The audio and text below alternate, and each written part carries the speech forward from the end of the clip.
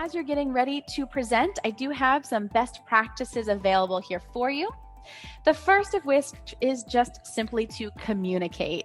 Touch base with your event host, make sure you know who's managing the chats or creating polls, and that sort of session management. Additionally, I want to caution you against sharing the direct link to your Zoom room. When you're there in that green room space or anytime you are presenting, you do not want to share a direct link to that Zoom room via social media or any other way, as this will essentially open the fire door to your session.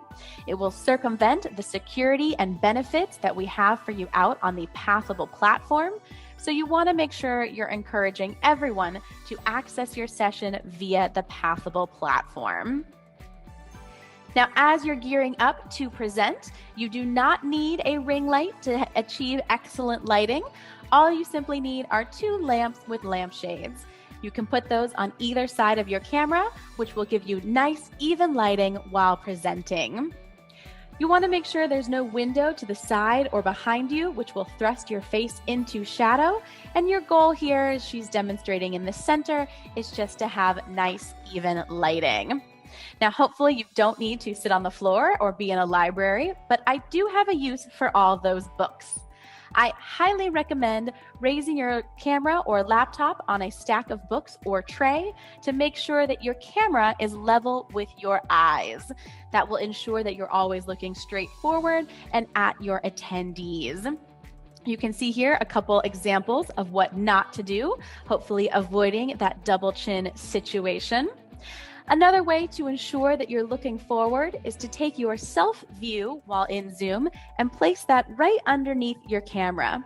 That will make sure you're always looking straight ahead as opposed to off to the side.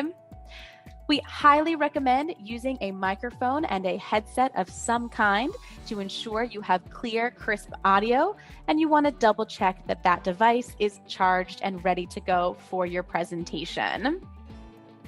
Now, as you are thinking about your presentation, you'll want to do everything you can to limit disruptions while presenting. So that means turning off your notifications, putting your computer on Do Not Disturb, your phone on Do Not Disturb, your children on Do Not Disturb, your pets on Do Not Disturb, anything you can do to minimize disruptions. And I want to touch here on virtual backgrounds. Now, virtual backgrounds are all the rage these days, but you want to make sure you have something that is not distracting. I would discourage you from anything in this top left corner, and you do want to test your virtual background ahead of time. As you can see in the bottom left, Madeline is demonstrating a virtual background that is taking over. Now, a clean, crisp background of plain books or any sort of white wall is always acceptable. Remember, you are the star of your presentation and you don't want your background getting in the way of that.